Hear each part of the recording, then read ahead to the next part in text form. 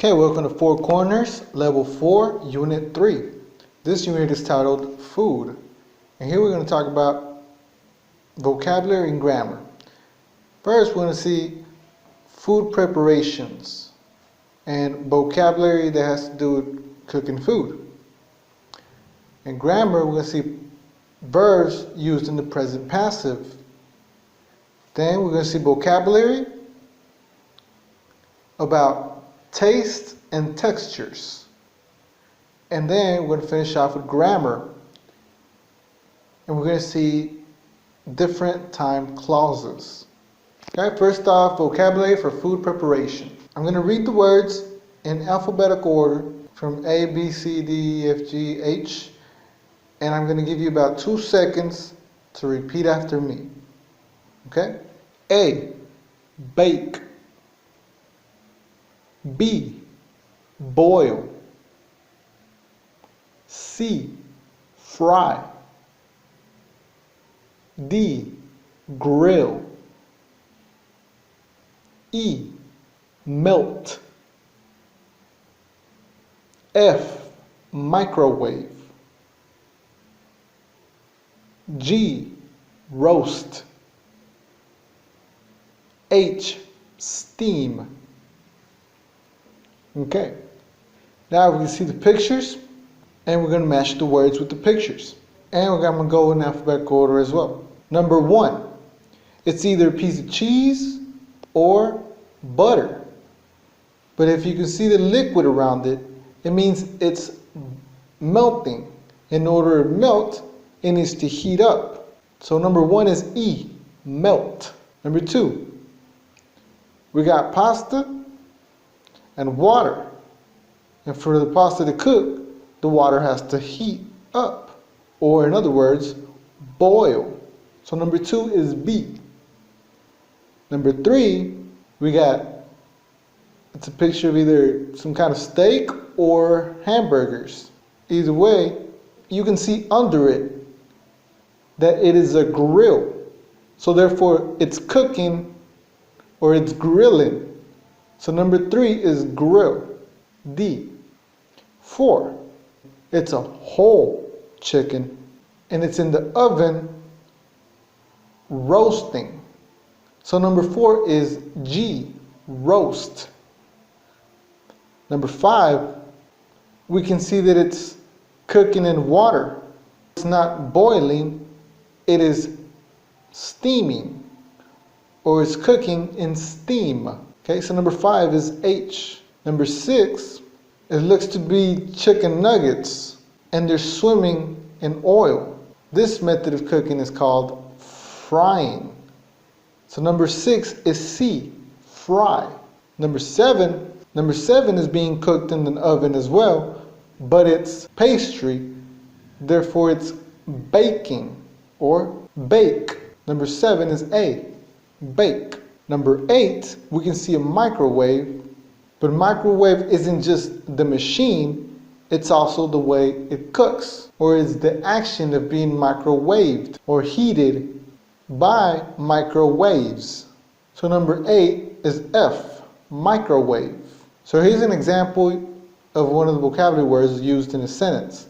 It says you can melt cheese, but you can't melt fish. Because in order for it to melt, it has to go from the state of solid into the state of liquid. Doing so by melting. So you can melt cheese, but you cannot melt fish. Grammar and present passive. Now the grammar box says the active voice places the focus of a sentence on the doer of an action. So a doer is a person that does something, or a person that's going to do something, or a person that did something. Personificated as a doer. Now here we're going to see the difference between an active and a passive. But in the activity, we're only going to use present passive. So this is just to show you the difference. Now, the passive voice places the focus on the receiver of the action. Okay? And you use the passive voice when the doer is not known or is not important. Okay, let's see the first examples. In active, It says, you serve satay with peanut sauce. Or, the cook fries the empanadas. The vendor boils and then bakes the bagels. So in all three of these examples, you know who we're talking about. It's either you or the cook or the vendor. And therefore, the verb would be in its active form.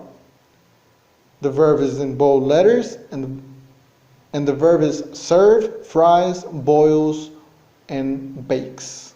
Now passive. Satay is served with peanut sauce. Who's serving the satay? It doesn't say. Therefore, it's in passive. Therefore, the verb is in its passive form, indicating that it happened in the past, or it already happened. Adding the ed at the end and the auxiliary word in the front. In this case, it's is the auxiliary verb, and served is the passive verb. Okay? So satay is served with peanut sauce. The empanadas are fried. Bagels are boiled and then baked. So it has the auxiliary verb in the front and the verb in its passive form. Hence the ed at the end. Now let's do the activity. We complete the sentences with the present passive voice. Okay, number 1. Tamales are a traditional Mexican food. They are sold on the street corners all over the country. Okay, the verb is sell, but we're going to use passive, so we use the auxiliary word are because it's in plural. It's not just one person, it's they. So they are. And the word verb in its past form is sold. You don't add the ed at the end because it's an irregular verb. So it's are sold. Second sentence is, they are made by filling dough with meat or vegetables. Right? Again, it's plural because it says they. So they are. The verb is make, but it's an irregular verb, so we're going to change it to made. They are made by filling dough with meat or vegetables, indicating that it's in its passive form. Next sentence says, then the dough is wrapped in corn husks and is steamed. Now, here, the dough is singular. Therefore, we use is in both cases. And we add ed to the verbs. So it's is wrapped and is steamed. Number 2, says crepas are eaten as a street snack all over France. Crepas has an s at the end, indicating that it's plural. And if it's plural, we're going to use the plural be auxiliary form. So it's are eaten. Eat is irregular, so we don't add the ed, we add an en, eaten. Crepas are eaten as a street snack all over France. Flour, eggs, and milk are mixed together to make a batter. So it's flour, eggs, and milk. Those are 3 things we're talking about here. So it's are, plural. And we add the ed to the verb to make it passive, so it's are mixed. So flour, eggs, and milk are mixed together to make a batter. The batter is poured onto a hot, flat pan, and then it is cooked. Here, we're talking about one thing. What are we talking about? We're talking about the batter. Therefore, the auxiliary verb is because it's singular. The verbs are going to be changed to passive. All we're going to do is add the ed at the end because they're regular verbs. So it's is poured and is cooked. The batter is poured onto a hot, flat pan, and then it is cooked. Crepas are filled with a variety of ingredients such as cheese, chocolate, or vegetables. Okay, again, crepas has an s at the end, indicating that it's plural. Therefore, the auxiliary verb is going to be are. And the verb is a regular verb, so all we do is add the ed at the end to make it passive. So it's are filled. Crepas are filled with a variety of ingredients such as cheese, chocolate, or vegetables. Number 3, in Japan, taiyaki is a popular snack that is shaped like a fish. Taiyaki is singular, therefore the auxiliary verb is. The verb is shaped, and to change it to passive, all we do is add the D at the end because it already has an E. So in Japan, taiyaki is a popular snack that is shaped like a fish. The sides of a mold are covered with batter.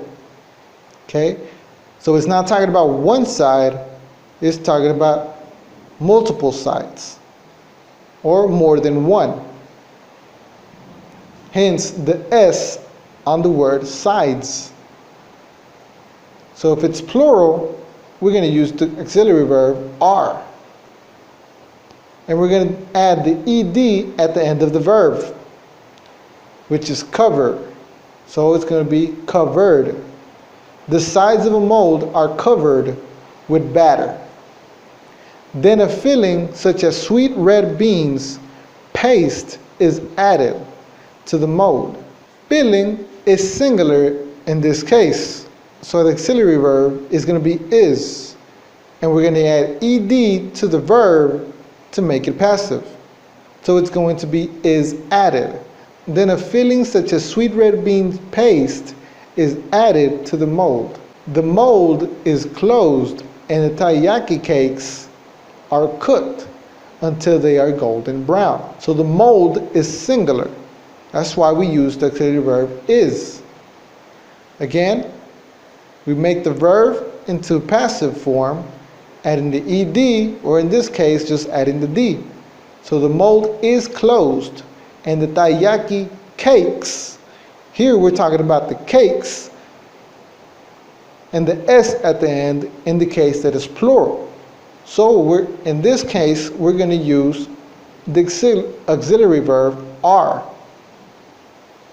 We add the ed to the verb to make it passive. So it's going to be are cooked until they are golden brown. Okay, now we're going to see vocabulary. Taste and textures. Taste is a sense you have with your tongue and its taste buds. Textures is something you feel. So you can feel if it's scratchy, you can feel if it's hard, you can feel if it's soft or smooth, but you cannot feel something sweet. That would be a taste. So here we're going to see vocabulary words. Now, I'm going to say them, and I'm going to give you about 2 seconds so you can practice and repeat after me. Okay? So it's bland, salty, sour, spicy, sweet.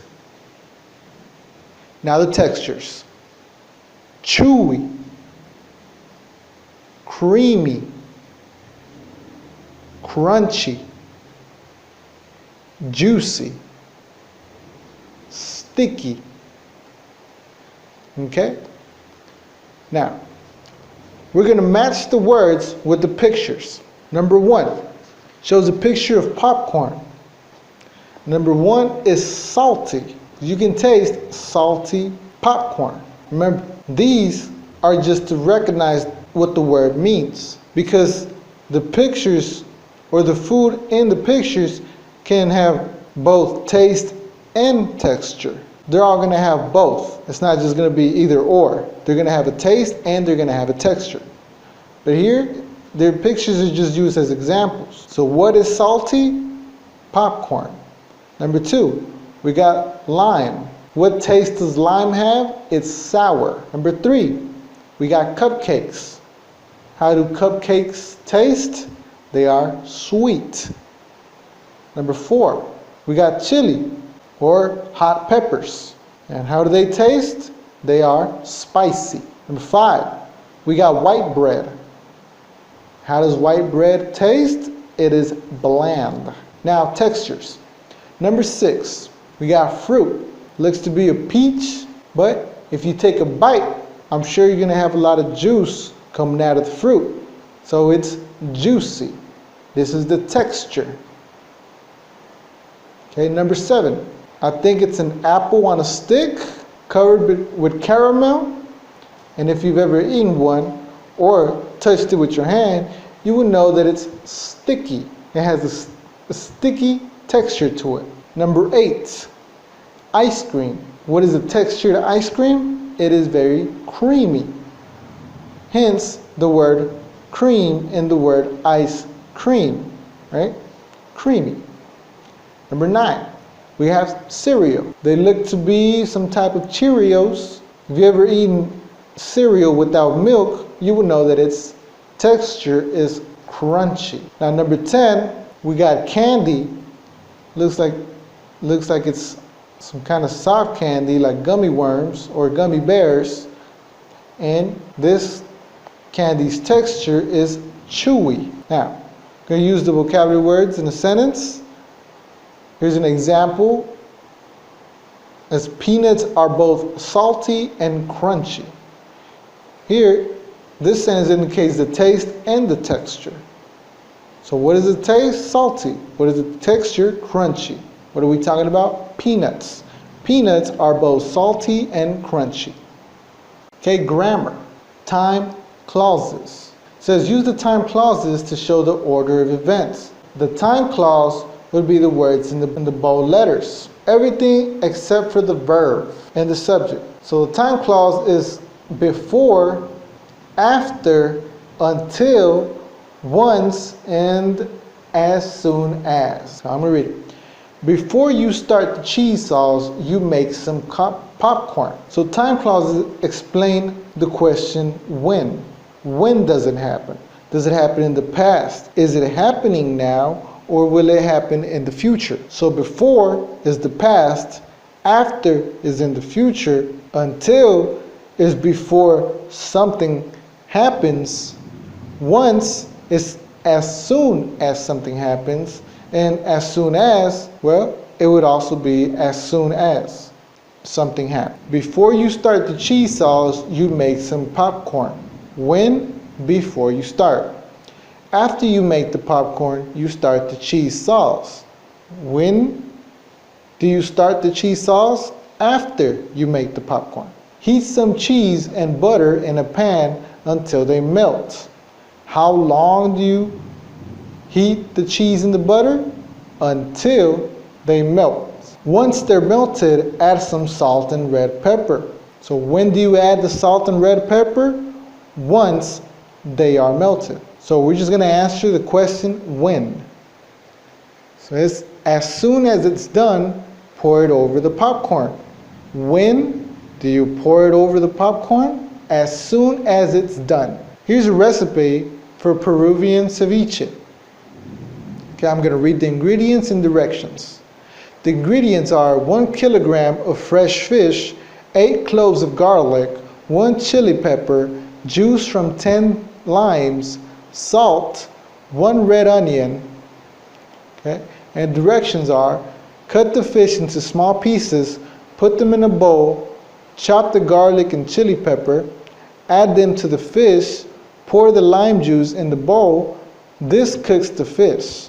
Add salt, then mix everything together. Slice the onion, place it on top of the mixture, let everything sit in the refrigerator for 2 hours, mix and serve immediately with crunchy corn chips. Mix and serve immediately with crunchy corn chips. We're answering the question when. Now let's do the activity. Number 1 says you put the fish in a bowl, cut it into small pieces. When? Before. Now we're going according to Peruvian ceviche recipe. When do you put the fish in a bowl? Before you put the fish in a bowl, cut it into small pieces. So when do you cut it into small pieces? Before you put the fish in a bowl. Okay, number 2.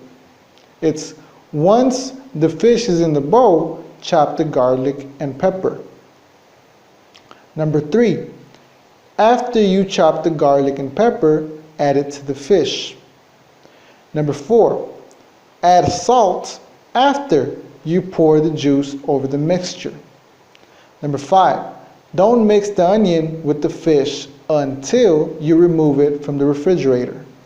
Number 6, as soon as you mix the onion with the fish, serve it and enjoy. Okay? So these are all time clauses. And I hope you learned something in this lesson. If you have any questions, please contact me, and we'll see each other in the next video. Thank you.